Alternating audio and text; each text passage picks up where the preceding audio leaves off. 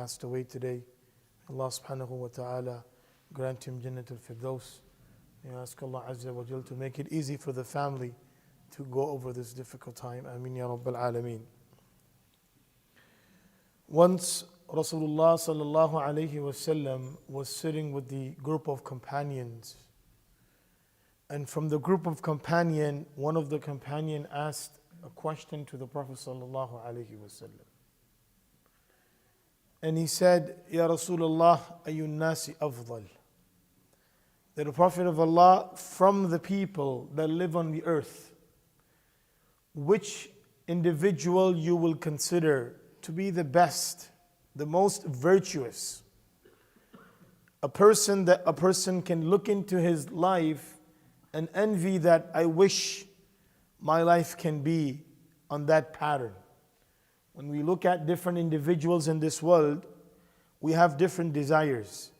And according to our own understanding and love of things that we have in our hearts, we look at individual for their achievements of this worldly affairs, and our desire develop to be like them according to the achievements that they have done in this world. So this Sahabi radiallahu anhu asked the Prophet sallallahu alaihi wasallam that, O Prophet of Allah, from the people, which individual is the most virtuous? That a person can look at him and see, I would like to, be or invest my time and efforts to be like that individual.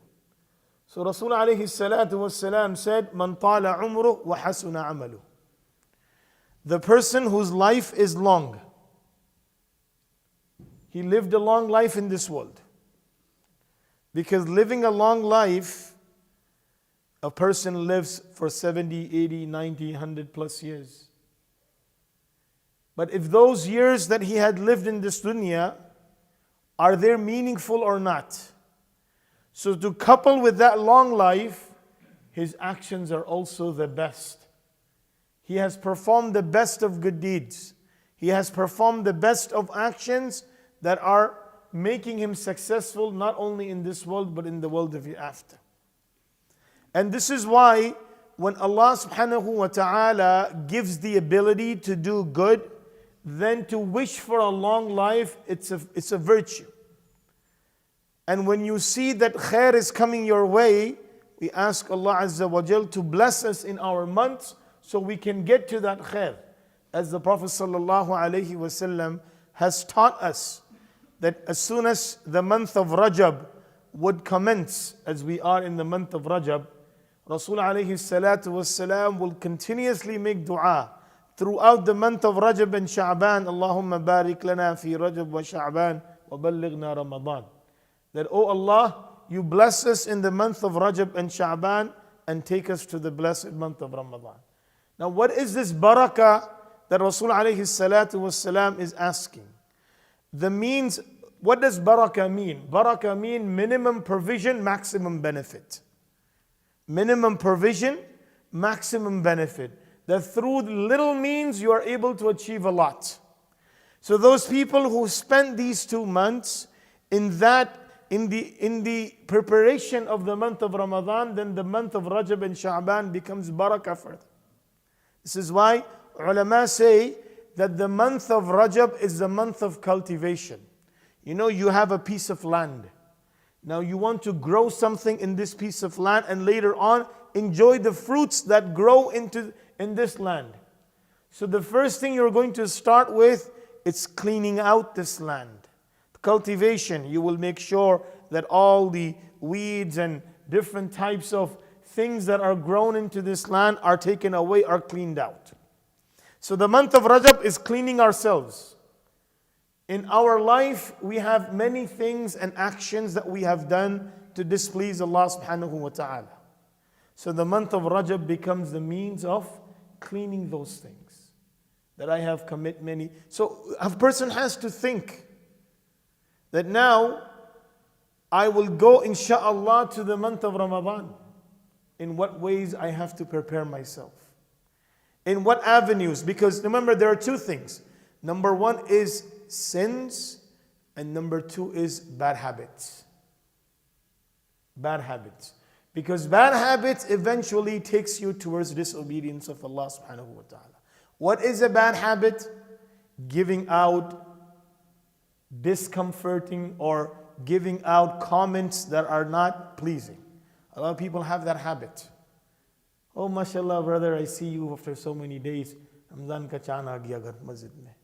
You know, Ramzan's moon has come now in the masjid. I haven't seen you. Even in joke, when we joke with people, we give out comments that you don't know what type of effects these are making in the hearts of individuals. So we have to look into our own action, my statements, my action, my behavior, my way of communicating, my way of talking with people. A lot of times a person develops the habit of saying nasty comments or bad comments that he doesn't even realize that he's saying those things.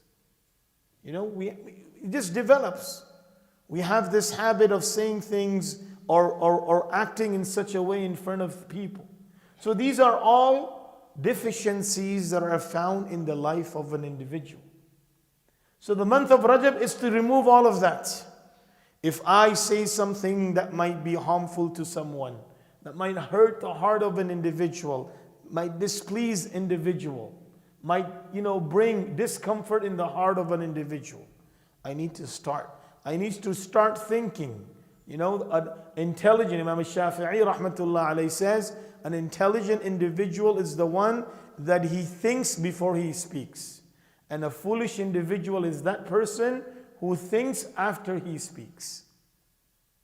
So you've already said it, now you moved on, and then you think, oh, why did I say that?